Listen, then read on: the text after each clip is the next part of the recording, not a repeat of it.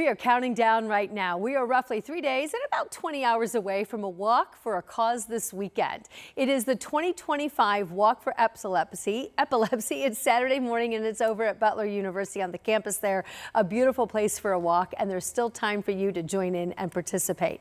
So joining us live in studio to talk about this is Crystal Hall. Thanks so much for coming. Now, she's got the big title. She's the regional director for the Epilepsy Foundation for this region.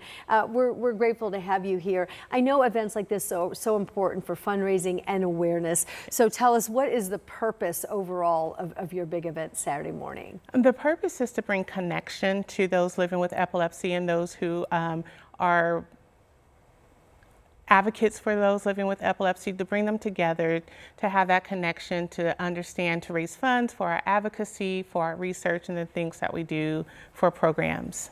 So what are some of the challenges that someone and their family and loved ones face when there is the diagnosis of epilepsy? I think some of the challenges are, the fear of the next seizure, how they will respond to it.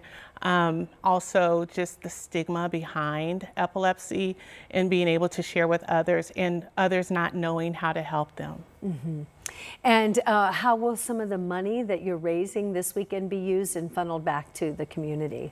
So we have some advocacy programs that we do. We do research, and we also have programs where we teach seizure recognition and first aid certification training, as well as just this year we had Teens Speak Up.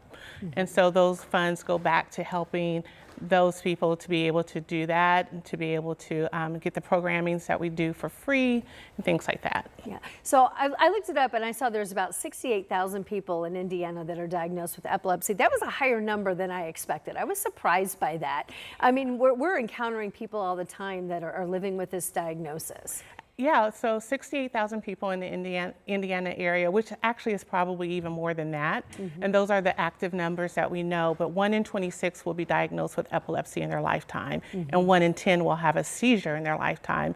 And so that's why we're here as the Epilepsy Foundation, to be able to help those living with epilepsy, those who may have their first time seizure, things like that. Yeah, and it can really be a dangerous condition, can't it? It can.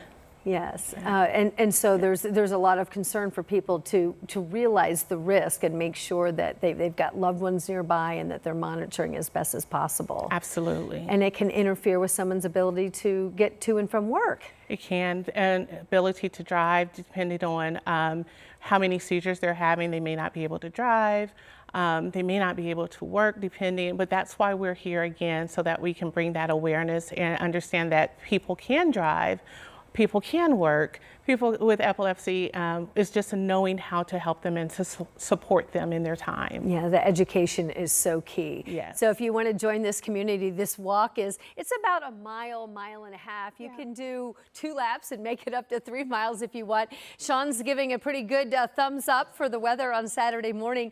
It is at 10 a.m. It's at Butler University at the Hinkle Fieldhouse. That's where they're gathering. You are welcome to join in and raise money and also raise awareness. Crystal, thanks so much for joining us. Thank you for having us.